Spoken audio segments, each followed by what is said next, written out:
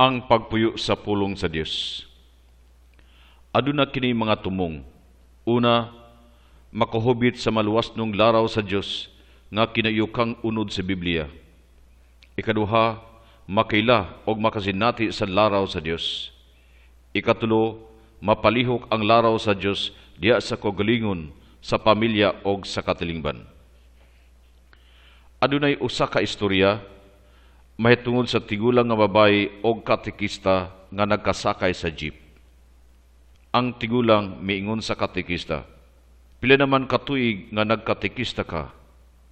Ang katekista mitubag, "12 na katuig." Ang tigulang nangutana, "Di ba ang imong buhat mao man ang pagtudlo sa mga kabataan, kabatan-unan o sa mga tao sa maayong gawi aron maluwas?" Ang katekista mitubag, "Oo, mao gayud." Ang tigulang miingon, "Di ba diha sa imong pagtudlo imong gigamit ang Biblia aron ang mga dautan o walay pulos nga buhat biyaan?" Ang katekista mitubag, "Tinuod na nang." Ang tigulang nagpadayon, "Unya ngano man nga aduna may dautan lagi nga madungog sa TV, sa radyo, sa newspapers, adunay patay, kawat, pangilad, away ug uban pa." Wala makatingog ang katekista, igo lang siyang miduko. Nanaog siya sa jeep ug naglakaw siya nga wala makabantay sa iyang mga lakang. Namalandong pa siya sa pangutana sa tigulang nga babae og saklit nakita niya ang daghang mga bata sa kalsada nga hugaw kaayog naong og pamisti. Sa sunod nga adlaw, natagbuan niya ang maong tigulang nga babae nga naglingkod. Naglingkod at tubangan siyang gamay nga panginabuhi. Tigbaligya siya og mga sabon. Ang tigulang miingon, "Maayong buntag day. Unsa man ang imong tubag sa akong pangutana gahapon?" Ang katekista miingon, "Nang pila naman katuig sa imong pagbaligya og sabon?" Ang tigulang mitubag, 40 na katuig, kini ang akong panginabuhi sukad sa akong pagkadalaga." Ang katekista nangutana, "Nang, ngano nga aduna pa may daghang mga bata sa kalsada nga pagkabulingit ug hugaw kaayog pamisti?" Ang tigulang mitubag, "Ay day, kung mamalit pa sila sa akong sabon, dili na unta sila hugaw kung dili limpyo na." Ang katekista mitubag, "Tan-awara, ang daghang mga taong dautan dili gani mudawat sa pulong sa Dios nga dili ibaligya. Kana pang imong sabon nga adunay kantidad ang mahalin?" Ang tigulang mitubag, "Tama gayud." Og mipadayon ang katekista, "Kung gidawat pa nila ang pulong sa Dios, wala untay dautan, kay ang pulong sa Dios mulimpyo sa kinahladman sa tao, dili sama sa sabon nga gawas ra ang malimpyo." Nining atong uluhan, ang pagpuyo sa pulong sa Dios adunay mga puntos nga atong pagahisgutan. Unang punto, ang gisaysay sa Biblia, ang maluwas nung laraw sa Dios. Kining libruha nga atong gitawag og Biblia, usa ka sinulat. Gisulat kini diha sa mahugna sa panahon o gidawat sa mga Kristiyanos ingon nga Dios nung pinadayag. Ang Biblia maoy pinadayag sa Dios sa iyang kaugalingon og maoy pagpadayag sa pagtuo sa katawhan sa Dios latas sa mga katuigan.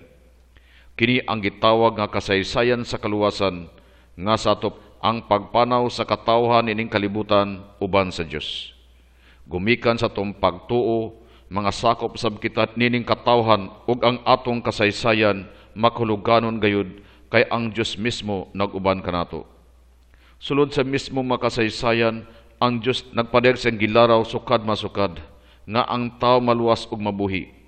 Gumikan siyang gugma nga walay kinutuban. Pagbuot sa Dios ang pagtawag sa tao aron mahimo siyang kauban, kaistorya aron makakita siyang pagka-Dios, ug aron masayad ang tao unsa ang kahimtang siyang pagkatao. Tungod niini, ang Biblia nagsaysay og mga tawhanon og masaysayanong panghitabo nga gigamit sa Ginoo sa pagpakita sa iyang kaugalingon ngadto sa katawhan. Sa mapananglitan, una, ang pagbuhat, pagbugna o pagpalambo sa tanang butang. Henesis Kapitulo 1 o Kapitulo 2. Ikaduha, Ang pagpaila siyang kaugalingon ngadto sa mga tao, Exodus Kapitulo 3. Ikatulo, ang pagluwas siyang katawhan gikan sa yugo sa kaulipnan, Exodus Kapitulo 14 ngadto sa Kapitulo 15. Ikaapat, ang paghimo og kasabutan aron mahibalo ang katawhan unsay kabubot uniya, Exodus Kapitulo 20.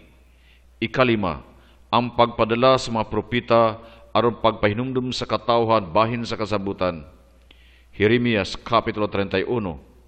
Ikaunom, ang pagpadala siyang anak aron matuman ang iyang laraw sa pagluwas sa tao, Juan Kapitulo 3 versikulo 17. Og ang ikapito, ang pagpalambo sa mga GKK o gagmayng Kristohanong katilingban aron mabati sa tanan ang maayong balita ni Jesucristo, Buhat Kapitulo 5 versikulo 29 hangtod 32. Daghang mga kayuhan ang ikadalit sa Biblia alang ni adto mubasa niini. Una, hulagway sa kinabuhi. Lain-lain ang matang sa mga istorya sa Biblia o mga pamaagi sa pagsaysay sa mga panghitabo o mga pamalandong. Pananglitan, adunay mga gubat, love story, komedya, salmo, panultihon, sambingay, kabulahanan, pagbangutan ug daghan pang uban. Ikaduha, pamahayag. Ang Biblia dili libro sa kasaysayan apan ang mga tao, mga lugar, panahon o mga panghitabo nga gisulat diining libruha adunay matuod nga basihanan sa kasaysayan sa Israel. Tungod niini ang impormasyon nga makuha gikan sa Biblia bililhon kayo. Ikatulo, kultura. Ang Biblia kasaysayan sa katawhan sa Dios.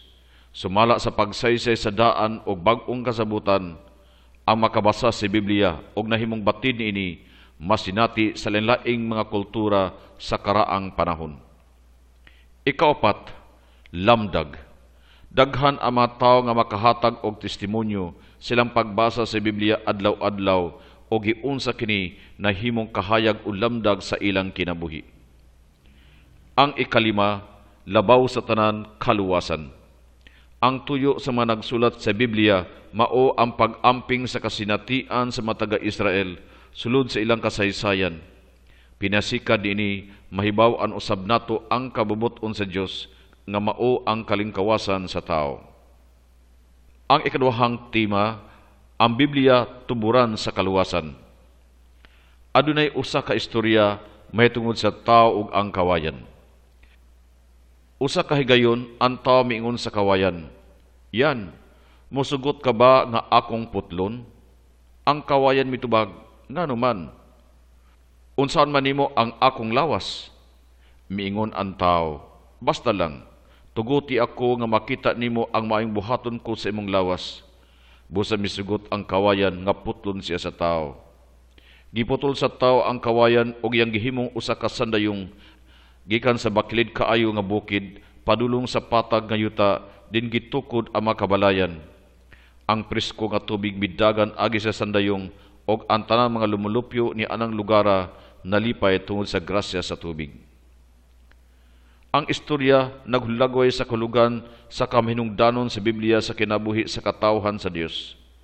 Ang Biblia nahimong instrumento o sandayong padulong sa mga tao aron ang pulong sa Dios o ang preskong tubig makahatag og kinabuhi sa katawhan. Tukiun nato karon kini ang kamaturan.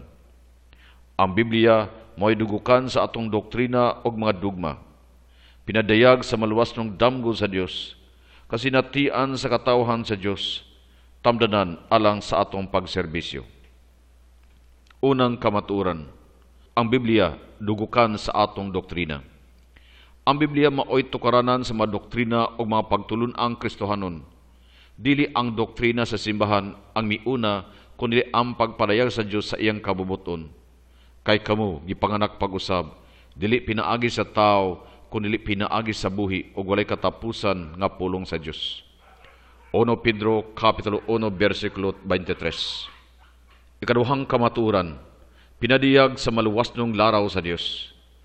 Adunay usa ka tema gikan sa Genesis hangtod sa gipadayag nga silbig spinal cord sa tibok Biblia nga mao ang laraw sa Dios sa pagluwas sa tao. Mayo kini og makapaymuot sa Dios nga atong manuluwas, nga buot nga maluwas ang tanang tao og mahibalo sa kamatuoran. Unang Timoteo Kapitulo 2, versikulo 3 hangtod 4. Ang ikatulong kamatuoran, ang Biblia kasinatian sa katawhan sa Dios. Taas og daghan kayo ang makasinatian sa katawhan sa Dios. Sa kadugayan na sulat kini sa Biblia. Gumikan nini ang Biblia na himong giya og sumanan alang kanato. Nagsulat kami kaninyo, may tungod sa pulo nga naghatag sa kinabuhi, nga diha nang daan sa pagbuhat sa kalibutan. Nadungog namo kini, nakita og nahikap kayod. 1 Juan Kapitulo 1, versikulo 1. Ang ikaapat nga kamatuoran, ang Biblia tamdanan alang sa atong pagpangalagad.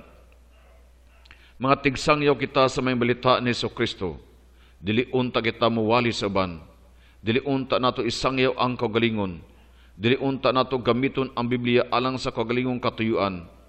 Unya miingon ang Dios kanako, tao kan akining basahon og lakaw, og sultihi ang katawhan sa Israel, busag gikaon ko kini, og sama kini katam-is sa dugos. Ezekiel Kapitulo 3, versikulo 1 og versikulo 3. Ang ikatulong tema, ang pulong sa Diyos na himong tao. Ang tibok ang kasaysayan sa kaluwasan, mo'y kasaysayan sa ka Diyos, nga nagpili siyang katawhan og naghimog kasabutan uban kanila, aron sila makakabot og kalingkawasan. Nagsulti siya kanila sukad pa sa sinugdanan sa kalibutan sa naglain-laing paagi. Hebro Kapitulo 1, versikulo 1 hangtod 2. Nagsulti siya pinaagi sa kabuhatan. Ang kabuhatan may unang libro nga gisulat sa Dios. Nagsulti sab siya ngadto kang Abraham, aron mahimo siyang amahan sa usa ka dakong nasod. Nagsulti siya ngadto kang Moses, aron pagluwas siyang katawhan gikan sa ilang pagkaulipon sa Ehipto. Nagsulti usab ang Dios pinaagi sa mga propeta og mga malamong tao aron mahinumduman sa katawhan ang balaang kasulatan. Sa katapusan, nagsulti ang Diyos pinaagi siyang kaugalingong anak, ang pulong nga nahimong tao ug nagpuyo uban kanato. 1 Kapitulo 1, versikulo 14.